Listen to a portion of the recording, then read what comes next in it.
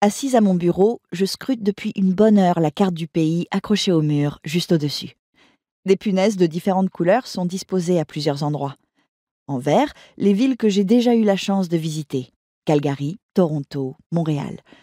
En jaune, celles que j'aimerais découvrir. Ottawa, Winnipeg, Vancouver. Mon unique punaise rouge en main, je réfléchis à où la placer. Ce choix déterminera mon prochain voyage. Elle était auparavant sur Montréal, où j'ai passé 3 semaines. Ce séjour m'a plu, mais je n'ai pas senti une envie dévorante de vivre là-bas. Il me faut donc continuer de parcourir le pays pour décider où poser définitivement mes valises. En revanche, cette fois-ci, je dois être un peu plus préparée. Hors de question de voir à nouveau mes économies fondre comme neige au soleil parce que je n'ai pas anticipé mon budget. La meilleure solution serait de parvenir à décrocher un job sur place en amont, ou au moins d'avoir quelques pistes solides. Mais avant toute chose, je dois décider de la destination. Puisque j'étais à Montréal pour mon dernier voyage, j'opte pour la côte opposée. Je changerai ainsi du tout au tout.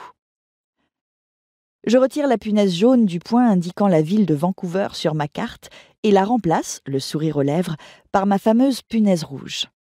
J'ouvre Internet et tape le nom de cette ville qui me tend les bras pour voir ce qu'elle a à m'offrir. J'apprends que chaque année, la ville organise un immense marché de Noël, réputé comme l'un des plus beaux au monde. Je décide donc d'y aller à cette période. J'imagine que cet événement est synonyme de pas mal de possibilités de travail saisonnier, ce qui est idéal dans ma situation. Sur le site dédié à l'événement, il est possible de postuler pour y tenir un stand. Et pourquoi pas, tiens? Ça m'éviterait de me coltiner un patron, ce qui, quand on connaît mes problèmes pour supporter l'autorité, est plutôt une bonne idée. J'ouvre la fiche d'inscription et entreprends de remplir toute la partie administrative. Je coince quand arrivent les renseignements sur les produits que je souhaiterais vendre sur place. Mince, je n'en sais fichtre rien. Je retourne sur mon moteur de recherche pour dénicher des suggestions de ce qui fonctionne le mieux à Noël. Après tout, je pourrais acquérir un stock de n'importe quoi d'ici là et liquider le tout sur place. Je note tout de même qu'il est indiqué sur la page du marché de Vancouver que le côté artisanal est primordial. Ce qui ne m'arrange pas, soyons clairs, la création artistique n'étant pas mon point fort.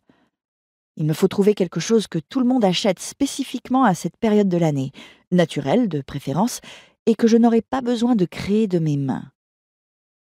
Après moult recherches, toutes les images accompagnant les articles que j'ai lus ont fait germer une idée dans mon esprit.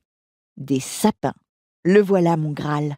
Il y en avait un sur chaque photo en rapport avec Noël.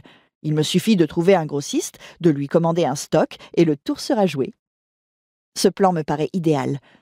Même si mes maigres économies passent dans l'achat des conifères, l'argent de la revente me permettra de me loger et de me nourrir sur place. C'est décidé. Je pars à Vancouver vendre des sapins sur le marché de Noël de la ville. Enfin, il ne me reste plus qu'à croiser les doigts pour que mon inscription soit acceptée.